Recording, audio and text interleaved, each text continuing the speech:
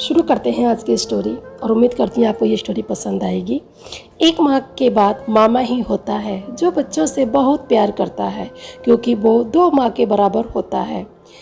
मेरे पति की भांजी मेरे यहाँ आई थी क्योंकि वो बीटेक कर रही थी, तो वो मेरे यहाँ रहकर ही पढ़ाई करेगी। जहाँ वो रहती है वो गांव है, यही कारण था उसके यहाँ आने का। एक दिन मेरे पति कमरे में नहीं थे तो मैं बाहर जाकर देखने लगी। मुझे रितिका के कमरे से कुछ आवाज़ आ रही थी। जब मैंने दरवाज़ा खोला तो मेरे पति रितिका को मैं आती। मेरी शादी को 1 साल ही हुआ था।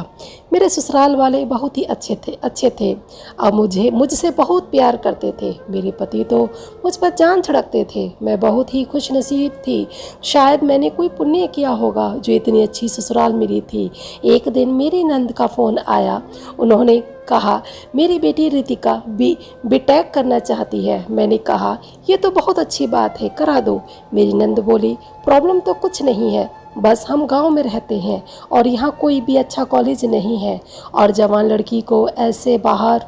मैंने कहा दीदी इतना क्यों झिझक रही हो, वो भी तो हमारी ही बेटी है और आज भी ये घर उतना ही आपका है जितना शादी से पहले था। ठीक है, उसे भेज देना और किसी अच्छे से कॉलेज में हम उसका एडमिशन करा देंगे। कुछ दिनों बाद रितिका भी आ गई, उसका एडमिशन भी करा दिया था। पढ़ने में बहुत ही होशियार थी और घर के कामों में भी मेरी हेल्प करा देती। मुझे भी अच्छा लगता और मुझे एक सहेली भी मिल गई। मेरे पति और मेरी सास की उसमें तो जान ही बसती थी। वो थी ही इतनी प्यारी। मुझे खट्टे मीठे चूरन बहुत ही पसंद थे, पर ये शौक शादी के बाद जैसे ख़त्म ही हो गया था। एक दिन रितिका ने पूछा मामी आपको क्या पसंद है। मैंने कहा वैसे तो मुझे सब कुछ पसंद है, पर खट्टा मीठा चूरन बहुत पसंद है। चूरन खाने के बाद जो चटकारे लेते हैं, आहा मज़ा ही आ जाता था। पर ये सब अब कहाँ। फिर वो पढ़ने चली गई, मैं किचन में खाना बनाने चली गई। अगले दिन रितिका जब कॉलेज से आई तो वही चूरन लेकर आई जो मुझे बहुत पसंद थे। मेरी खुशी का ठिकाना न था। वो चूरन हम दोनों ने खाया चटकारे लेकर। सच में बचपन याद आ गया। हम दोनों की खूब जमती थी क्योंकि हम दोनों सेम उम्र के थे। रितिका जब भी कॉलेज से आती तो चूरन लेकर आती। ऐसे ही सब चलता रहा, पर इधर मेरे पति के स्वभाव में बदलाव आने लगा था। पता नहीं क्यों आजकल मुझे नींद भी जल्दी आने लगी थी। रात होते रोते मैं सो जाती, पर पता नहीं क्यों कई बार मेरे साथ ऐसा हुआ। फिर मैंने सोचना शुरू कर दिया मैं रात को क्या खाकर या पीकर सोती हूँ। मुझे याद नहीं। मुझे याद आया मैं तो सोने से पहले दूध पीती हूँ। वो दूध मेरे पति देते हैं क्योंकि दूध पीने के बाद ही मुझे नींद आने लगती थी। ऐसी क्या बात है जो मेरे पति दूध पिलाकर सुला देते हैं, पर क्यों? मुझे आज सच का पता लगाना था।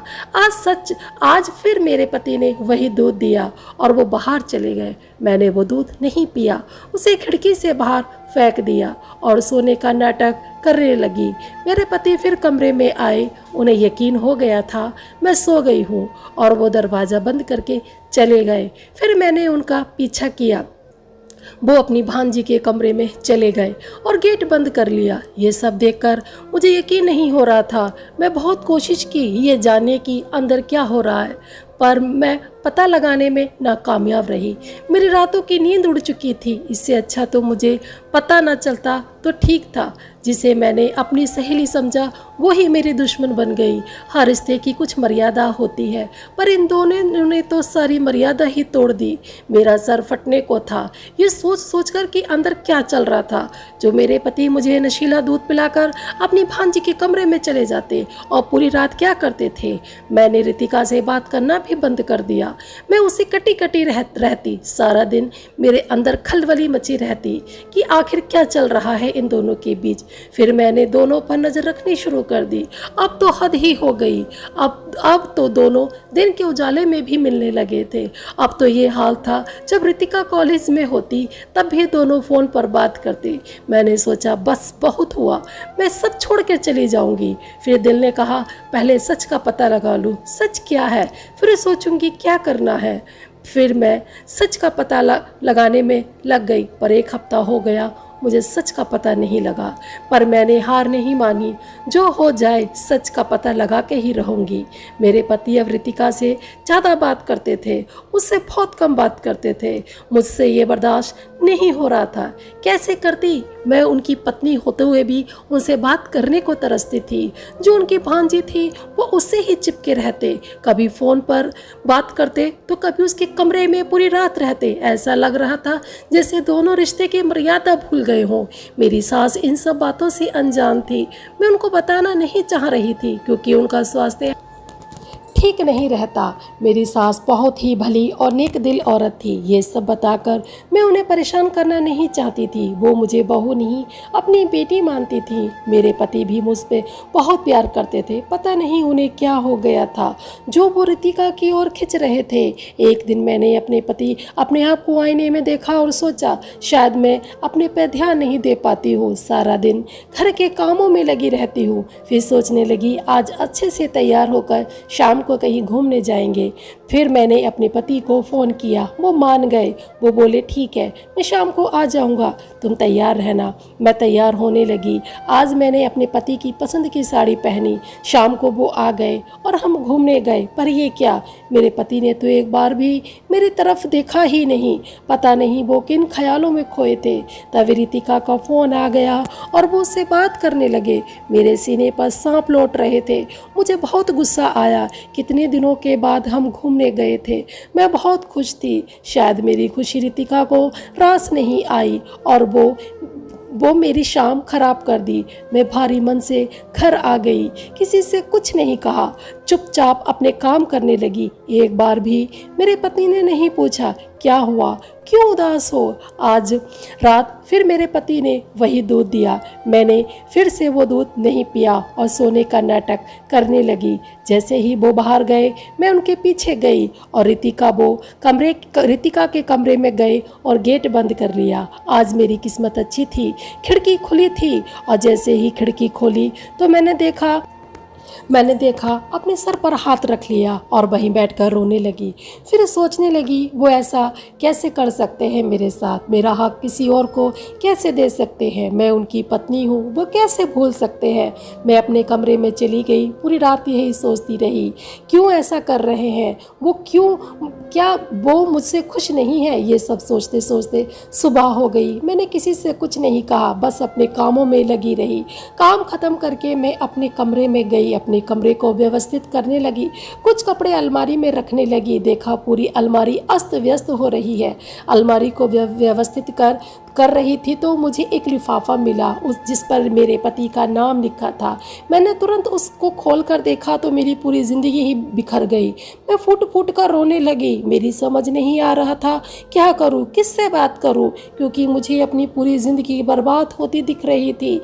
मेरे मन में बहुत सवाल थे। फिर मैं रितिका के पास गई, उसके हाथ पैर जोड़े और कहा सच बता दो मुझे क्या चल रहा है तुम दोनों के बीच। रितिका ने जो मुझे बताया मुझे यकीन ही नहीं हुआ। ऐसे कैसे हो सकता है। सच को जानकर तो मैं पूरी तरह टूट गई। मुझ में हिम्मत ही नहीं बची। मेरा सब कुछ खत्म होने वाला था। जब शाम को मेरे पति आए मैं उनके सामने खड़ी हो गई और पूछने लगी ऐसा क्यों किया मेरे साथ, मैं आपकी पत्नी हूँ, क्यों भूल गए आप। मेरी आंखों से आंसू बह रहे थे, जुबान भी लड़खड़ा रही थी। जब मैंने कहा रितिका मुझे सब बता चुकी है और ये लिफाफा भी, अब तो सच बता दो प्लीज़। मेरे पति मुझसे माफ़ी मांगने लगे और मेरे पैरों में गिर गए और कहने लगे हो सके तो मुझे माफ़ कर देना, मैं तुम्हारा गुनहगार हूँ, तुम जो सज़ा मुझे दो मंजूर है। और रोने लगे। मुझसे उनके आंसू ना देखे गए। मैंने उनके आंसू पोंछे जैसे भी हैं मेरे पति थे। फिर उन्होंने बताया कुछ दिन पहले ही मुझे फीवर आया था तो मैं डॉक्टर के पास गया। उसने मुझे दवाई दी और एक इंजेक्शन लगा दिया और मैं घर आ गया। बुखार तो ठीक हो गया पर कुछ दिनों बाद मेरी तबीयत खराब होने लगी। सिर में दर्द और बहुत कमज़ोरी, बहुत कुछ भी काम करने का मन नहीं करता। फिर मैं दूसरे डॉक्टर के पास गया। उन्होंने मेरे कुछ टेस्ट कराए, रिपोर्ट आ गई। सब रिपोर्ट सही थी, पर एक रिपोर्ट ने मेरी दुनिया ही हिला दी। मैं डॉक्टर से बहस करने लगा, ये रिपोर्ट गलत है। वो बोले नहीं, ये सही रिपोर्ट है। मैंने कहा, मैंने अपनी तसल्ली के लिए दूसरी जगह टेस्ट कराए, पर वही रिपोर्ट। मैं टूट गया। तुमसे नज़रें मिलाने की हिम्मत नहीं थी।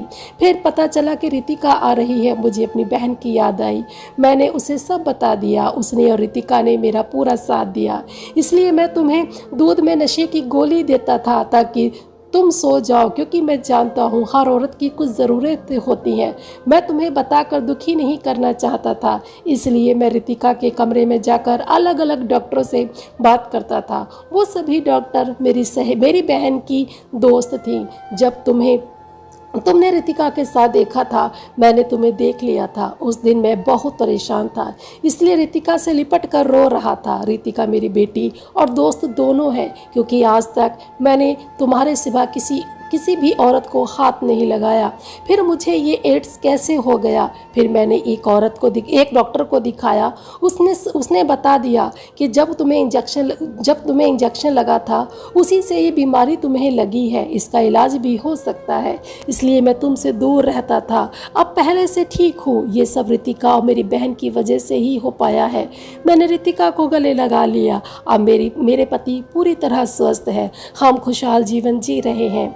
दोस्तों, ये स्टोरी कैसी लगी बताना ज़रूर। हमें आपके कमेंट पढ़ना अच्छा लगता है। वीडियो पसंद आए तो लाइक और चैनल को सब्सक्राइब करें। अपना कीमती समय देने के लिए धन्यवाद।